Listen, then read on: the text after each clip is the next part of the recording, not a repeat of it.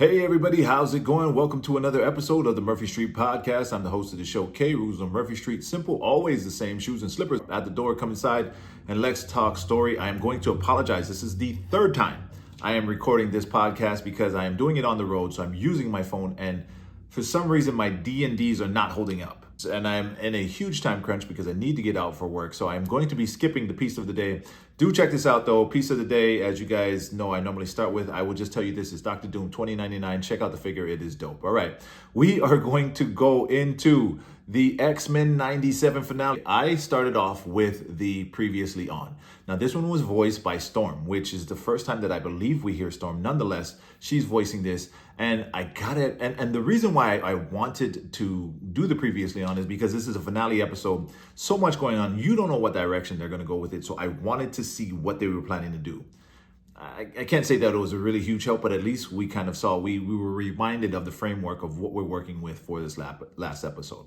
Now, the crazy thing was the intro was extra long, and that is very special because, as you know, it normally foreshadows who we're going to see in this episode.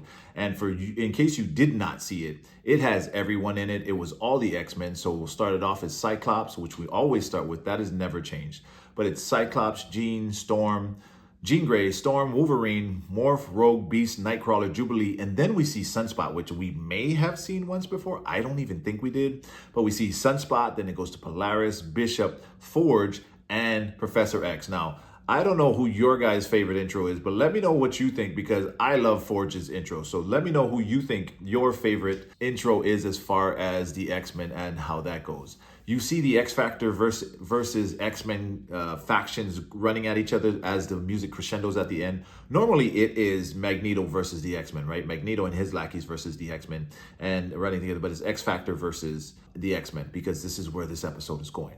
Off the rip, we get the hammer drop. Cable saying, we got to kill Gambit. Then what's our move, soldier? We want to end Apocalypse. Gambit has to die. Because they're trying to figure out how they're going to beat Apocalypse, who is stuck right now in Gambit's body, inside his psyche, if you will. Beast is always in love with Ship, so as Beast, Rogue, and Nightcrawler are trying to figure out a backdoor way to beat Apocalypse, they go to Ship to find out. They're trying to reverse engineer a way to take out Apocalypse from this equation, right? So they go to Ship, which is where Sabanur became Apocalypse, which makes sense to me. But nonetheless, they go there and you hear that relationship where Beast really, really adores and, for lack of a better term, loves Ship. Ah, Ship. When navigating uncertain waters, there is no truer compass than an old friend.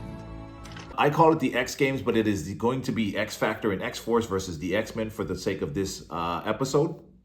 And I said the X Games are about to go down because we see Wolverine kind of like getting ready. And I love that. I love that about Logan. I love that they keep that aspect of him and we get to see him very, very, very Logan-esque, if you will, this episode. Back to Ship, where they go into that like cave of wonders type of place where Sabanur walked into become Apocalypse. Well, now Rogue goes in there because she tries to find a way to get Remy separated from Apocalypse. She goes to the Celestial because she wants to figure out how they can beat Apocalypse.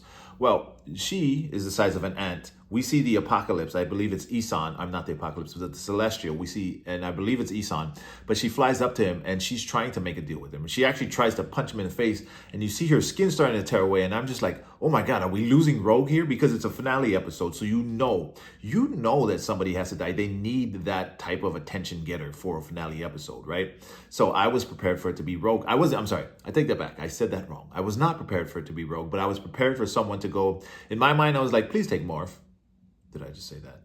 No, but I'm just saying, like, I was hoping it would be somebody that I was less attached to. Rogue, obviously, is a big one for all of us if you guys are original X-Men fans. But I was like, no way we lose Rogue here. But listen up. The Celestial is like, look, you're trying to fight an impossible battle. What is this about? Basically, Rogue says, I love this guy. What can I do for him? So the Celestial says, I will trade your life for his. And Rogue agrees. So, you guys, the Celestial says, okay, I will take your life for his. And you'll have what you need to defeat Apocalypse on this. And he imbues her with this amazing celestial armor and powers. Now, okay, this is where I'm going to tangentialize for you guys who know me as a podcaster and as a collector. This is where I talk about how Hasbro, who we all know listens to this podcast, you guys know to clock that. But you know Hasbro's listening. So Hasbro, please listen to this here. Please make sure that we make this Celestial Armor Rogue immediately, and do not skimp. Don't skimp on the paint apps, all right? We do want this high gloss. We would love for it to be chrome, but apparently that's too much to ask nowadays. So high gloss is fine, but just make sure that black and gold with the Cape Rogue makes her way onto the shelves. We know it's probably going to be a Target exclusive, as long as it's not a GameStop exclusive, because I don't know that we're going to be supporting GameStop very much, because they're just scalping prices at this point. But I'm just saying, we need this figure immediately. Thank you so much. All right, back to our story. Now, Rogue goes back, and she comes out in this amazing form, and Nightcrawler's like, whoa, sister. And she kind of like gives him a hug, and she calls him Elf. She says something to him, and like something Elf. And you're just like, wait, that's a term of endearment that we don't hear from Rogue a bunch. We've heard Wolverine call Nightcrawler Elf, but we've not heard Rogue really call him that. So now you're just like, okay, now we're kind of... we're preparing for Rogue to die is basically what's happening, right? This is how they foreshadow that. You have all these little things. Now, back to the X Games. We get a fight between Psylocke and Wolverine and Archangel, which is dope. Psylocke and Archangel are trying to fight Wolverine, and it starts off, it's just like, oh yeah. Then you realize that it wasn't Wolverine the whole time. It was actually Morph. Wolverine jumps on the back of Archangel, and now the fight is really going. Now, this is where it's pretty dope, okay? First of all, for those of you who are keeping count, Morph turns into Doc Ock. Let me know what your favorite Morph transformation was throughout the season. But I love the fact that we see Wolverine's katana skills. He takes a katana straight out of Psylocke's sheath, and he fights her with it. Somehow Psylocke gets to jump on him, jumps on his shoulder, and like stabs him in the head with a psionic blade that goes through. And I love the fact that we got Wolverine saying, ha ha, it's all scrambled up there already, lady. Like, it's not going to work. And he somehow shrugs that off. I think that's crazy that they were able to illustrate that Disney said okay to that. And that we get to see it, but I dig it. We need to be edgy in order to keep up these days, and I think that they are doing it very tastefully, so I am here for that. Now, I like the fact that we get to see Havoc versus Jubilee. They were having like an air fight, right? This is the thing that I picked up from that, and I hope that you guys saw this as well. I got the fact that they don't really hate each other. Yeah, they're fighting each other. They're going to potentially kill each other. They know that. But they don't necessarily hate each other, which I think is a very cool concept to see and hope, and we will see a little more throughout. As a matter of fact, let's talk about the next fight that we see, where you got Bishop and Polaris versus the X Factor guys. And, you know, again, they're having almost like a cordial conversation in between beating each other up. But now the X Factor guys, Multiple Man and Pharaoh and Strong Guy, they have Bishop and Polaris pinned down. And out of nowhere, you see two charged up cards hit the ground, and you're like, whoa, Gambit? Excuse me. And so Remy LeBeau Gambit is back. He is back. It is not the Apocalypse taking over, using his body type of Gambit. It is the actual Remy LeBeau Gambit. And he is back. And what's crazy is he's starting to fight, and you're like, whoa, he is crazy strong right now. So it's very dope. Him coming back like that just seems to be like, okay, good. I think this is just how the story's going to go. I feel like maybe we might get a good ending for this, right? And then Cable eventually jumps out. I think Cooper's like, okay, it's time for you. You know, we got to this point. Like, go ahead and knock him down where the defense is done. So he jumps down. And he like, again, Marvel rival, like completely like blasts his way to the building, jumps in, and then he's like battling his mom, right? He's battling Jean Grey and Cyclops. And he gets to a point where he like just blows out 2 floors of the building, which is absolutely crazy, but just a display of how strong he is, right? Because you forget that Cable is a very strong cat. You know, is born from Cyclops and Jean Grey. Well, technically not Jean Grey, but we all know how that story goes. But you know what I mean, right? Now, Polaris, as this happens, she puts up this very Magneto-esque move where she puts the bubble around and saves everybody. I think it's great that we see these odes and these nods to Magneto, even though he should be present in these episodes and he's not. But it's great to see Polaris kind of keeping his memory alive. Now, I'm over here asking, does Cable really smoke Remy in one of the most cold-blooded things I've ever seen? I hope I didn't need to say spoilers off the rip, because if so, I'm sorry that I'm so late to this. I hope you got the chance to watch this before I am telling you all of these things that happened. But let me ask you this one more time, chat. Let me ask you this one more time, chat. Does Cable really smoke Remy in one of the most cold-blooded animated scenes I've ever seen, especially on Disney's behalf? He walks up to him and straight, bam, just smokes him right in the head. as if it was like a Compton street corner back in the early 90s. I had no words for it. I was like, no way. So that happened. All right. And so now we're moving on and we see now eventually Gambit comes back. What happens is I think the Gambit persona loses its strength and is no longer able to hold Apocalypse, who was on the inside as well, at bay. And in a very like Bruce Banner Hulk type way, Apocalypse comes forward and we get Gampocalypse. And I think it's absolutely crazy because now you got Gambit, who's charged with, he's basically death is what we're looking at, right? That's who it is, death comes forward. And he starts killing everybody. He starts taking everybody over. And my question is like, where the hell is Rogue? Like, where is Rogue? That's what she's supposed to be here for, right? I say I'm not sure how I feel about this character, but would I get this figure? Absolutely. And I'm talking about the Remy LeBeau, the Gampocalypse, if you will. He is running roughshod on the entire faction, whether it's X-Force, X-Factor. He doesn't care. He's taking everybody as slaves. And it's crazy because he says something that ends with the phrase, "To me, my X-Men." You all belong to me. My X-Men! Which is obviously a shot, if you will, to Professor X and even Scott, if you will, where they say, "To me, my X-Men," right? It's funny because it is phrased differently, and I wish I wrote down the entire sentence, but when I heard that, I was like, oh man, look at that. That is a shot if I ever heard one. Now, Apocalypse via Gambit takes over everyone, and so he delivers the line, "The ones you care about will be your undoing." And in a much more immediate and literal way, not a metaphorical one anyway, because now everybody is descending upon Charles Xavier in his chair. Like, you really gonna beat up this disabled man? Well, they were about to. But then we get, or as I say, cue Celestial Rogue. Finally, she shows up with all this fantastic armor. And here is the thing. Here's the thing, you guys. Celestial Armor Rogue goes and she defeats Gampocalypse and she rams him into an amulet.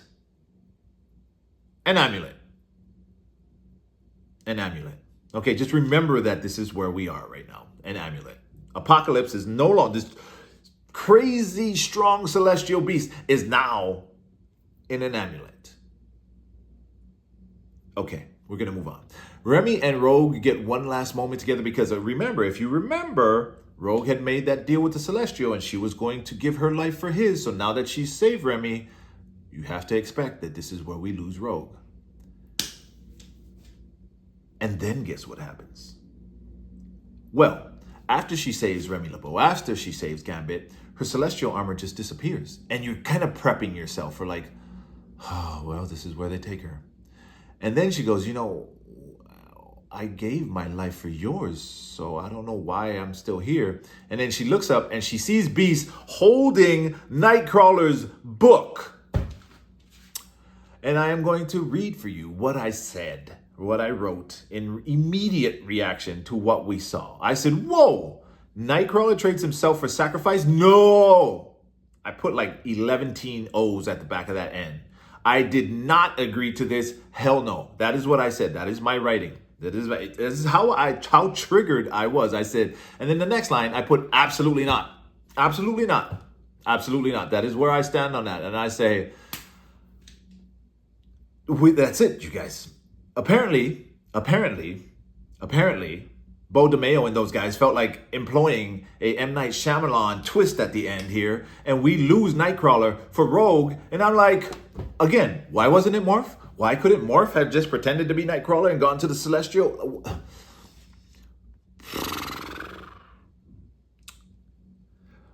All right. There is a scene, a post-credit scene, if you will. Yeah, I'm sorry, guys. I'm still hurt of it. Now that I'm looking at my notes, I'm reliving that hurt of finding out that we lose Kurt Wagner, that we lose our Nightcrawler. Okay, so I'm sorry.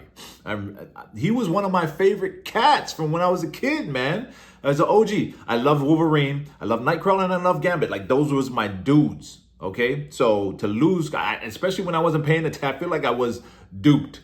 I was run amok, led astray.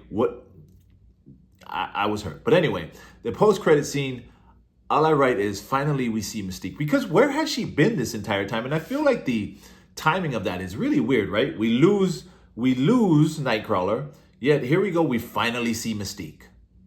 And I'm almost like disenchanted at this point. I'm like, I was so mad. So I'm so mad at that, right? And so I have to kind of calm myself down and try and take myself back so that I can write.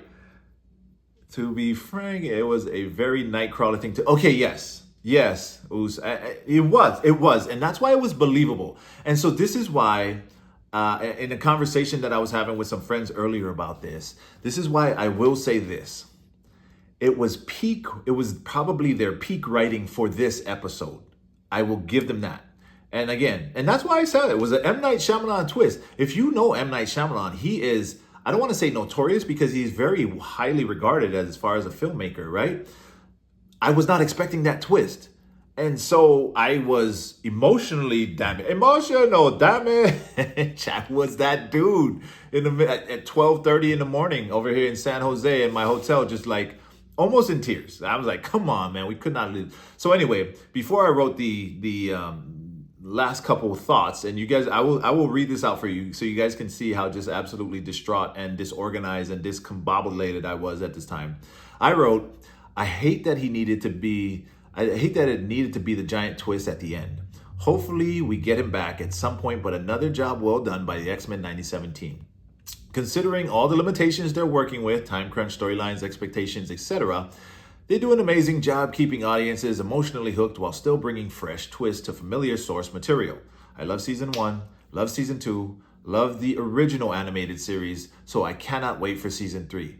And I'm still kind of like ruminating. My feelings are still just bubbling. So I say, if you came for a hot take, here it is. This season was about love. Now that arc has come full circle, what's next? Growth, loss, hate? I'm letting it stew just a little bit. I'm letting it cook. And I'm like, and aside final thoughts, so like PPS, right? Apocalypse was bested way too easy. He was beat way too easy. Though that can't be the end of him, right? He's still in an amulet, but that was very disappointing. And maybe that's my hot take. That I reject Apocalypse's loss in this series. He was such a badass, and he disappeared and showed up sparingly and ultimately met a weak demise at weak writing. That hurt, especially after the way we built En Sabanur, you guys. Okay, you guys heard me just say, Hasbro, you better make this Celestial Rogue toy. Hasbro, if I don't get this En Sabanur toy, and give him soft goods, don't plastic me, give him soft goods, okay? But if we don't get that En Sabanur toy, I'm going to be furious. And you will hear from me on the podcast. And I'm going to make the top 100 Marvel podcast just so that I can complain to the world so that you guys will have to make that up. Just like how we complained when you guys thought it was a good idea to move to windowless packaging. Don't ever do that again. Don't play with us, Hasbro. But yeah, so I said that hurt, especially after the way they built En Sabanur. I need better. We need better, especially for a character like Apocalypse. All right, you guys, that is it. That was the whole entire thing. Now here, I will give you my grades for X-Men 97 season 2. Ooh, and it's so tough, especially with such a sour taste in your mouth. I give it an 8. 8.5. We'll give it an 8.5. Again, I just feel like they let the time crunch get the best of them. Remember the original X-Men series, and now everything nowadays is not guaranteed. I mean, Wonder Man gets canceled for season 2, even though it was greenlit already. How does that happen? The Acolyte, one of my favorite Star Wars shows. Yeah, hate me, argue with your mom. One of my favorite Star Wars shows was canceled after the first season, after having amazing references at the end. So nothing is guaranteed. But the original X-Men series was 76 episodes, I think, something like that. It was 5 seasons. Okay, so I'm just saying, try and be a little more lofty. My guy Usbanner says, I wouldn't blame you if you gave it a 6.57. Yeah, how's this? They were cooking early, man. They were cooking so fire early. So it's hard for me to not remember that. But the twist and the real crunch, the time crunch, really start to become apparent during the Wolverine episode, it was a Weapon X Lies and DVDs, right? That one, that's where, 100 felt rushed. Thanks, Oos. Yeah, that's what I'm saying. Like, it was good before that, and I think that was like episode 5 where Weapon X Lies and DVDs came in, and you start to get the feeling like, oh, wait, you're gonna just ram the Brood and the X-Men? Like, what? And on top of that, they had all these amazing characters. Wolverine was there with with Maverick and Sabretooth and Lady Deathstrike. We get no backstory to these guys. You're just killing people off like that. So again, that's where you start to feel rushed. And when they wrap it up with this rush, I feel like they started to tell the story good. So I was actually ready for an open-ended finale episode. I thought we'd have an open-ended finale episode, but they felt like they needed to, I guess, complete the apocalypse story, if you will, which feels really like, would you really want to see this amazing power just, oh yeah, no, we'll just trap him down into an amulet. Maybe, who knows, maybe somebody drops the amulet, he cracks and he comes back out. I don't know. Like, come on, guys, seriously? The Danger episode was really jarring, and I feel like it didn't really slow down after that. Yeah, exactly. But I will say this, and so this is why I give them my 8.5, is because you would be lying if you told me you didn't feel yourself emotionally invested in a lot of these episodes, even if it was rushed. At one point, like even for this episode, for me, I had to step back and really allow myself to get out of my feelings to be able to write thoroughly and be able to articulate my thought points and what I needed to be heard for how I felt about this episode. But 8.5 for the season overall. For this episode, there's so much good things came out of it. And we got, even though it sucked that it had to be Nightcrawler, it was great justice. If you're a Nightcrawler fan, just like Oos said, that is a very, very Nightcrawler thing to do. So I felt like there was justice on that side. Like, okay, it's like, damn, it had to be him, but if he had his choice, it would be no other way. So I dig that, and I can get down with that. So because of those saving graces, I'll give it an 8. 7.5, 8. No, 8. I'll give it a strong 8. I'll give it a strong 8. I am still wildly disappointed at the way we did Apocalypse, especially after all we invested in En Sabanora. And I was like, yo, they are telling this story so well. I was telling everybody, like, yo, I can't wait to see how Apocalypse, like, we now know why he's so wildly strong. We now know exactly who En Sabanora was, and now we're going to see who Apocalypse was, only to see him trapped in... okay, you guys, I am just going to...